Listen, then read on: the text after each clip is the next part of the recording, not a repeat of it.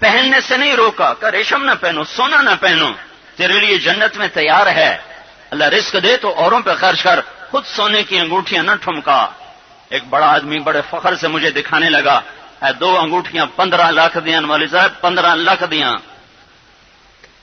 ہاں، اس دھوکے میں نہ آؤ، اس دھوکے میں نہ آؤ۔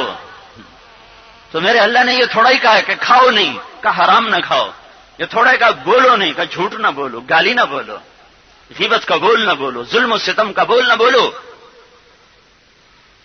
تو میرے بھائیو، یہ مٹ جانے کا جہان ہے، حضرت محمد صلی اللہ علیہ وسلم کے پیچھے چلو تاکہ منزل ملے، تاکہ اللہ ملے، اللہ تک پہنچو گے تو کامیاب ہو، چاہے بادشاہ بن جاؤ۔ محمود غزنوی جیسی حکومت دنیا میں 4 آدمیوں نے کی ہے، اور اس میں وہ دوسرے نمبر کا آدمی ہے، اور 33 سال کی حکومت اور اتنا بڑا اقتدار، اور قبر کی مٹی اس سے ہاتھ نہیں لگا سکتی۔ تو میرے بھائیو، اپنے اللہ کے دربار میں جھکو اور توبہ کرو اور اللہ کی طرف رجوع کرو، پتہ نہیں کب موت آ جائے۔ اس کو ایک ہی ادا پسند ہے، وہ محمد الرسول اللہ صلی اللہ علیہ وسلم کی ہستی ہے۔ ایک بدو آیا، کہنے لگا محمد نام، کوئی کتنا بدتمیزی سے بولتا تھا، آپ کے ماتھے پہ بل نہیں آتا تھا، کتنا بدتمیز بولتا، کبھی نہیں کہتے تھے تو میری بےزتی کی تھی۔ نام، کہتا تیری 3 باتیں بڑی عجب ہیں۔ کہ کیا؟ کہ تو کہتا ہے ہم اپنا دین چھوڑ کے تیرا دین قبول کریں گے، یہ کیسے ہو سکتا ہے، ہمارا اپنا دین صحیح ہے۔ اچھا، اور کہ تو کہتا ہے یہ ایران روم کی حکومت، یہ میرے غلام اس پر قابض ہو جائیں گے، کہ ہمیں تمہیں تو روٹی نہیں ملتی کھانے کو، تم کہتا ہے سپر پاور میری امت توڑ دے گی۔ اچھا، اور کہ تو کہتا ہے مر جائیں گے، مٹی ہو جائیں گے، پھر زندہ کیے جائیں گے۔ آج تک کوئی پیدا دے جو ساڑھے چو آیا، آج تک کوئی آیا، سارے مر مک گئے، ایسا بھی مک جاؤں نے۔ آپ نے کہا ہاں ہاں، آپ مسکرائے، کہا انشاءاللہ تیری زندگی لمبی ہوگی اور تو دیکھے گا کہ عرب میرا کلمہ پڑھے گا، اور تو دیکھے گا ایران اور روم ٹوٹے گا، اور باقی رہے گی تیسری بات، تو قیامت کا دن ہوگا اور میں تیرا ہاتھ پکڑوں گا اور تجھے یاد دلاؤں گا۔ تیسری بات ہوئی کہ نہیں ہوئی؟ کہنے لگا میاں میں کوئی نہیں مننا، واپس چلا گیا۔ مکہ فتح ہوا، سارا عرب مسلمان ہو گیا، کہنے لگا بھائی ایک غلطہ ہو گئی۔ پھر حضرت عمر کا زمانہ ہے تو روم بھی فتح ہو گیا، ایران بھی فتح ہو گیا، کہنے لگا بھائی 2 ہی ہوئی تو 3 بھی ہو ہی جاونی ہے، تو میرے خیال ہے ہوں میں کلمہ پڑھ لینا چاہیے۔ تو وہ مسلمان ہو کے مدینے آ گیا، شفٹ ہو گئے، ہجرت کرنے۔ جب وہ مسجد میں آتا تھا نا تو حضرت عمر اس کے لیے کھڑے ہو جاتے تھے اور اسپیشل اس کے گھر اس کی زیارت کرنے بھی جاتے تھے۔ تو ایک دن کہنے لگے تمہیں پتہ ہے میں اس کی عزت کیوں کرتا ہوں؟ کہا یہ وہ شخص ہے جس کو اللہ کے رسول نے فرمایا تھا تیرا ہاتھ پکڑ کے تجھے یاد دلاؤں گا، اور قیامت کے دن اللہ کے نبی نے جس کا ہاتھ پکڑ لیا جنت میں پہنچانے سے پہلے نہیں چھوڑے گا، لہذا یہ پکا جنتی ہے۔ تو بھائیو، اپنے ہاتھ چھڑا کرنا، محمد مصطفیٰ صلی اللہ علیہ وسلم کے ہاتھوں میں اپنے ہاتھ دے دو، پھر حکومت کرو، پھر سیاست کرو، پھر تجارت کرو، پھر کنسٹرکشن کمپنی بناؤ، یا ہماری طرح کپاس کاشت کرو، پھر اللہ تم سے راضی ہے۔ لیکن اگر اللہ اس کے رسول سے بغاوت کی تو پھر اللہ مہلت تو دیتا ہے، غافل نہیں ہے، سویا ہوا نہیں ہے۔ شراب اور شربت میں فرق ہے، سود اور تجارت میں فرق ہے، کفر اور شرک میں فرق ہے، ظلم اور عدل میں فرق ہے، نافرمانی فرمانبرداری میں فرق ہے۔ یہ فرق اللہ نے قائم کرنا ہے۔ میرے نبی نے فرمایا ماں باپ تیری جنت ہیں، تیری جہنم ہیں، دکھ دو گے تو تمہاری کوئی عبادت تمہیں جنت تک پہنچا نہیں سکتی، سکھ دو گے، دعا لے لو گے تو تمہیں وہاں تک پہنچائیں گے۔ میرے نبی جنت میں گئے تو آپ نے قرآن کی تلاوت کی آواز سنی تو آپ نے فرمایا یہ کون تلاوت کر رہا ہے؟ تو وہ فرشتوں نے کہا جی نعمان۔ نعمان وہ تو ابھی مرا نہیں، مدینے میں بیٹھا ہوا ہے، تو یہاں تلاوت کیسے؟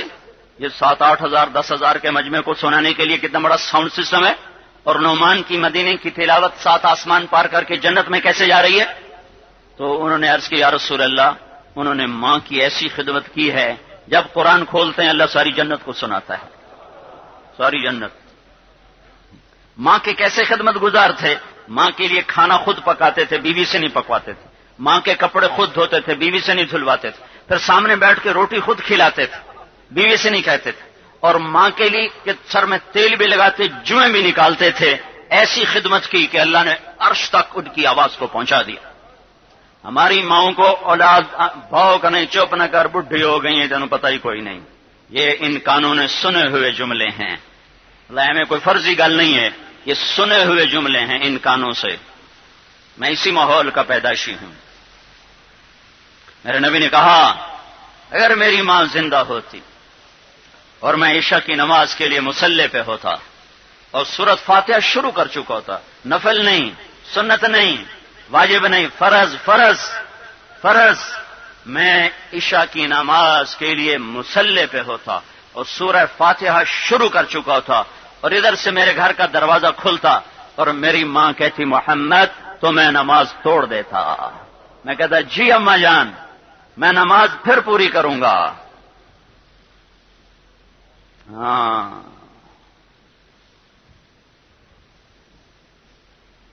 امام زین العابدین اپنی ماں کے ساتھ کھانا نہیں کھاتے تھے.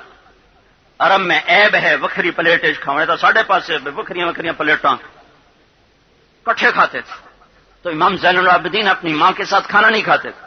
تو ایک شخص نے کہا حضرت آپ تو خود اتنے بڑے وقت کے ولی کامل امام علم یہ وہ آل رسول، اب ماں کے ساتھ کھانا کیوں نہیں کھاتے ہیں؟ کہا مجھے ڈر لگتا ہے کوئی ایسی بوٹی نہ اٹھا لوں جو میری ماں کو پسند ہو اور میرا ہاتھ پہلے چلا جائے اور میں اٹھا لوں تو کوئی اللہ کا غضب نہ مجھ پہ نازل ہو جائے. جو جنت کے وارث یہ آل رسول نہیں ہے، جگر گوشے رسول ہیں. یہ تو بس دو واسطے ہیں بیچ میں، ابھی تو آگے لمبے واسطے نہیں، بیچ صرف دو واسطے ہیں. کہ مجھے ڈر لگتا ہے میں کوئی ایسی بوٹی نہ اٹھا لوں جو میری ماں کو پسند ہو اور میرے اوپر اللہ کا غضب آ جائے. آپ نے فرمایا عمر تیرے دور میں ایک شخص آئے گا، اس کا نام اویس ہوگا، قبیلہ اس کا مراد ہوگا، خاندان اس کا کرن ہوگا، یمن کا رہائشی ہوگا، رنگ اس کا کالا ہوگا، قد اس کا درمیانہ ہوگا، حالت اس کی فقیرانہ ہوگی، کمر پہ اس کے سفید داغ ہوگا. وہ تیرے حکومت میں آئے گا تو اس سے اپنے لیے دعا کروانا، علی تو بھی دعا کروانا، عمر تم بھی دعا کروانا. یا رسول اللہ کیوں؟ کہا اس نے ماں کی ایسی خدمت کی ہے کہ جب ہاتھ اٹھاتا ہے اللہ اس کے ہاتھ خالی نہیں لوٹاتا ہے، آسمان کے دروازے کھل جاتے ہیں. اور آپ نے فرمایا کہ جنت میں جانے کا وقت ہوگا، سارے لوگ جنت میں چلیں گے اور اویس کرنے بھی آئے گا تو اللہ کہے گا تو رک جا. ہاں بھائی تم سب چلو، تم رک جاؤ. وہ کہے گا یا اللہ مجھے کیوں روکا ہے؟ کہا تو سفارش کر، تیری تو فعل لاکھوں بندوں کو جنت میں ڈالوں گا، تجھے اس لیے روکا ہے. کیوں؟ تہجد، علم، تبلیغ، جہاد، تصوف، ذکر، تلاوت، اسرار شریعت، رموز شریعت ہیں؟ نہیں، کیا صرف ماں کی خدمت، صرف ماں کی خدمت. وہی ماں جو جنگ میں رلتی پھرتی ہے، وہی باپ جو چھپتے پھرتے ہیں کہ پتر کے تئیں وڈ نہ لوے. میرے نبی سے پوچھا گیا یا رسول اللہ قیامت کب آئے گی؟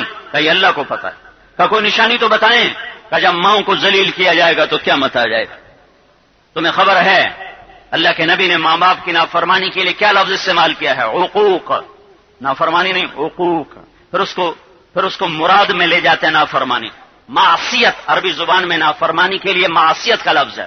عقوق یہ ہے، یہ دیکھ رہے ہو میں کیسے پرزے کر رہا ہوں، یہ اس ٹیشو پیپر کو یہ تمہارے سامنے ہو رہا ہے اور یہ بکھر گیا.